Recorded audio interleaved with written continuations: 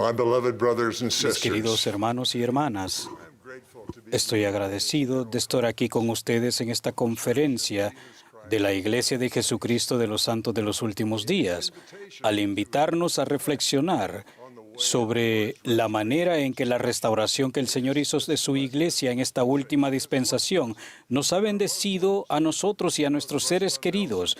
El presidente Russell M. Nelson prometió que nuestra experiencia sería no solo memorable, sino inolvidable. Mi experiencia ha sido memorable, como estoy seguro de que la de ustedes también. El que sea inolvidable o no depende de cada uno de nosotros. Eso es importante para mí porque la experiencia de prepararme para esta conferencia me ha cambiado de una manera que deseo que sea duradera. Permítanme explicarlo. Mi preparación me llevó al registro de un acontecimiento de la restauración. Había leído sobre ello muchas veces, pero para mí siempre había sido el informe de una reunión importante en la que participó José Smith, el profeta de la restauración. Pero esta vez, en ese relato, pude ver cómo el Señor nos guía a nosotros, sus discípulos, en su iglesia. Vi lo que significa para nosotros, seres mortales, ser guiados por el Salvador del mundo, el Creador, que conoce todas las cosas, pasadas, presentes y futuras. Él nos enseña paso a paso y nos guía sin obligarnos nunca. La reunión que estoy describiendo constituyó un momento crucial de la restauración. Fue una reunión en un día de reposo. Se celebró el 3 de abril de 1836 en el templo de Kirtland, en Ohio, 7 días después de que se dedicó. José Smith describió este momento grandioso de la historia del mundo de manera sencilla. Gran parte de su relato está registrado en la sección 110 de Doctrina y Convenios.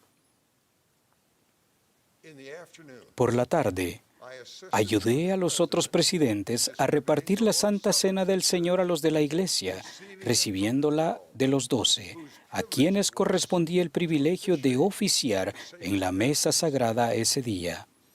Después de haber realizado ese servicio a mis hermanos, me retiré al púlpito, estando los velos tendidos, y me arrodillé con Oliver Cowdery en solemne y silenciosa oración. Al levantarnos, después de orar, se nos manifestó a los dos la siguiente visión. El velo fue retirado de nuestras mentes y los ojos de nuestro entendimiento fueron abiertos.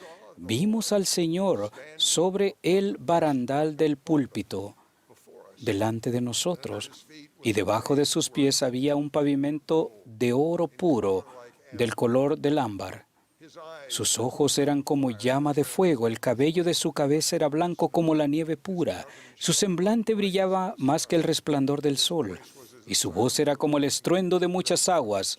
Sí, la voz de Jehová que decía: soy el primero y el último, soy el que vive, soy el que fue muerto, soy vuestro abogado ante el Padre. He aquí vuestros pecados os son perdonados, os halláis limpios delante de mí, por tanto alzad la cabeza y regocijaos. Regocíjese el corazón de vuestros hermanos, así como el corazón de todo mi pueblo, que con su fuerza ha construido esta casa a mi nombre. Porque he aquí, he aceptado esta casa, y mi nombre estará aquí, y me manifestaré a mi pueblo en misericordia en esta casa. Sí, apareceré a mis siervos y les hablaré con mi propia voz, si mi pueblo guarda mis mandamientos y no profana esta santa casa. Sí, el corazón de millares y decenas de millares se regocijará en gran manera como consecuencia de las bendiciones que han de ser derramadas y la investidura con que mis siervos han sido investidos en esta casa. Y la fama de esta casa se extenderá hasta los países extranjeros, y este es el principio de la bendición que se derramará sobre la cabeza de los de mi pueblo. Así sea. Amén. Después de cerrarse esta visión, los cielos nuevamente nos fueron abiertos, y se apareció Moisés ante nosotros, y nos entregó las llaves del recogimiento de Israel de las 4 partes de la tierra y de la conducción de las 10 tribus desde el país del norte.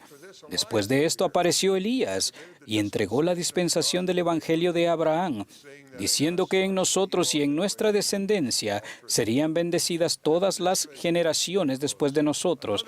Concluida esta visión, se nos desplegó otra visión grande y gloriosa, porque Elías el profeta, que fue llevado al cielo sin gustar la muerte, se apareció ante nosotros y dijo: He aquí, ha llegado plenamente el tiempo del cual se habló por boca de Malaquías, testificando que él, Elías el profeta, sería enviado antes que viniera el día grande y terrible del Señor, para hacer volver el corazón de los padres a los hijos y el de los hijos a los padres, para que el mundo entero no fuera herido con una maldición.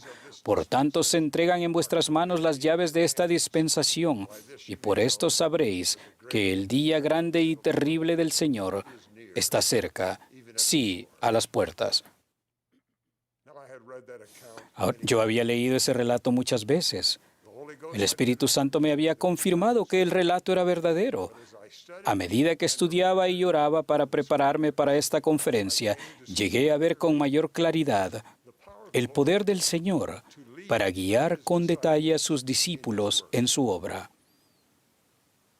7 años antes de que Moisés entregara a José Smith las llaves del recogimiento de Israel en el templo de Kirtland, José aprendió en la portada del Libro de Mormón que su propósito era mostrar al resto de la casa de Israel para que conozcan los convenios del Señor y sepan que no son ellos desechados para siempre. En 1831 el Señor le dijo a José que el recogimiento de Israel comenzaría en Kirtland, y desde allí irán a todas las naciones los que yo quisiere, pues Israel será salvo y lo guiaré. Si bien la obra misional era necesaria para recoger a Israel, el Señor enseñó a los 12, quienes llegaron a ser algunos de los primeros misioneros: recordad, no debéis ir a otras naciones hasta que recibáis vuestra investidura. Parece que el templo de Kirtland era importante en el plan paulatino del Señor por al menos 2 razones.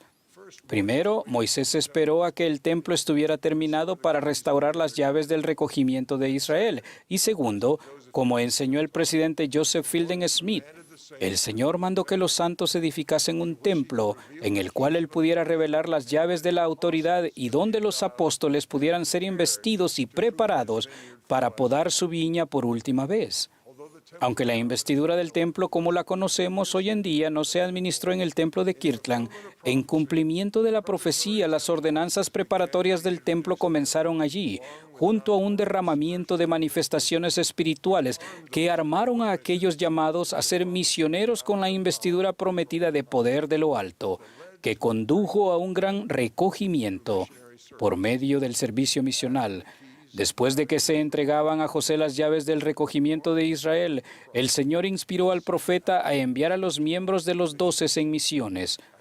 A medida que estudiaba, me quedó claro que el Señor había preparado en detalle la vía para que los 12 fueran en misiones al extranjero, donde había personas preparadas para creer en ellos y apoyarlos. Con el tiempo, miles de personas serían llevadas por medio de ellos a la iglesia restaurada del Señor. Según nuestros registros, se estima que entre 7.500 y 8.000 personas fueron bautizadas durante las 2 misiones de los 12 a las Islas Británicas. Eso sentó las bases para la obra misional en Europa, y para finales del siglo XIX, unas 90.000 personas se habían congregado en Estados Unidos, la mayoría de ellos procedentes de las Islas Británicas y de Escandinavia.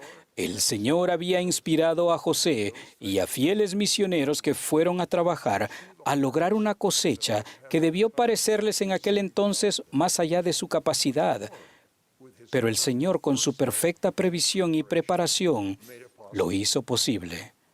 Ustedes recuerdan el lenguaje sencillo y casi poético de la sección 110 de Doctrina y Convenios. He aquí, ha llegado plenamente el tiempo del cual se habló por boca de Malaquías, testificando que él, Elías el profeta, sería enviado antes que viniera el día grande y terrible del Señor, para hacer volver el corazón de los padres a los hijos y el de los hijos a los padres, para que el mundo entero no fuera herido con una maldición. Por tanto, se entregan en vuestras manos las llaves de esta dispensación, y por esto sabréis que el día grande y terrible del Señor está cerca. Sí, a las puertas. Testifico que el Señor vio lejos en el futuro y cómo Él nos guiaría para ayudarle a cumplir sus propósitos en los últimos días. Hace muchos años, mientras prestaba servicio en el Obispado Presidente, se me encargó supervisar el grupo de diseño y desarrollo que creó lo que llamamos Family Search. Pongo cuidado al decir que supervisé su creación en lugar de decir que la dirigí. Muchas personas dejaron otras carreras y vinieron a construir lo que el Señor deseaba. La primera presidencia tenía la meta de reducir las duplicaciones de las ordenanzas. Su mayor preocupación era el no poder saber si las ordenanzas de una persona ya se habían efectuado. Durante varios años, o lo que me parecieron años, la primera presidencia me preguntaba, ¿cuándo lo van a terminar? Con una voz muy penetrante. Con oración, diligencia y el sacrificio de personas de gran habilidad, se logró finalizar la tarea. Se realizó paso a paso. La primera tarea fue conseguir que Family Search fuera fácil de usar para aquellos que no se sentían cómodos con las computadoras. Llegaron más cambios y sé que continuarán viniendo, porque cada vez que procedemos a resolver un problema inspirado, abrimos la puerta a más revelación para avances al menos igualmente importantes, pero que todavía no se han visto. Incluso hoy en día, Family Search se está convirtiendo en lo que el Señor necesita para parte de su restauración, y no solo para evitar la duplicación de ordenanzas. El Señor nos permitió realizar mejoras para ayudar a las personas a desarrollar sentimientos de familiaridad y aún de amor por sus antepasados y efectuar dichas ordenanzas a favor de ellos. Ahora, el Señor sabía qué pasaría. Los jóvenes se están convirtiendo en mentores de computación para sus padres y miembros del barrio. Todos han hallado gran gozo en ese servicio. El espíritu de Elías está cambiando los corazones de jóvenes, mayores, niños, padres, nietos y abuelos. Los templos volverán a programar con alegría oportunidades para efectuar bautismos y otras ordenanzas sagradas. El deseo de servir a nuestros antepasados y el vínculo entre padres e hijos están creciendo. El Señor lo vio venir. Lo planeó, paso a paso, como lo ha hecho con otros cambios en su iglesia. Ha levantado y preparado a personas fieles que eligen hacer bien las cosas difíciles. Siempre ha sido paciente para ayudarnos a aprender línea por línea, precepto por precepto, un poco aquí y un poco allí. Él es firme en cuanto al momento para llevar a cabo sus propósitos, pero se asegura de que el sacrificio a menudo suponga o conlleve una bendición continua que no habíamos previsto. Para concluir, expreso mi gratitud al Señor, aquel que inspiró al presidente Nelson a invitarme a hacer el sacrificio de prepararme para esta conferencia. Cada momento y cada oración que dediqué a mi preparación trajo una bendición. Invito a todos los que escuchen este mensaje o lean estas palabras a tener fe en que el Señor está guiando la restauración de su evangelio y su iglesia. Él va delante de nosotros. Él conoce el futuro a la perfección. Él les invita a la obra. Él se une a ustedes en dicha obra. Él tiene preparado un plan para el servicio de ustedes. Él los ama. Y al grado que se sacrifiquen, sentirán gozo al ayudar a los demás a levantarse y estar preparados para su venida. Testifico de que Dios el Padre vive, Jesucristo vive. Esta es su iglesia. Él les conoce, Él les guía en el servicio de este reino, el reino de Dios. Yo les doy mi testimonio de que Él les ama, que Él ha preparado el camino para ustedes y que va ante su diestra y siniestra en todo servicio que le brinden a Él, en el sagrado nombre de Jesucristo. Amén.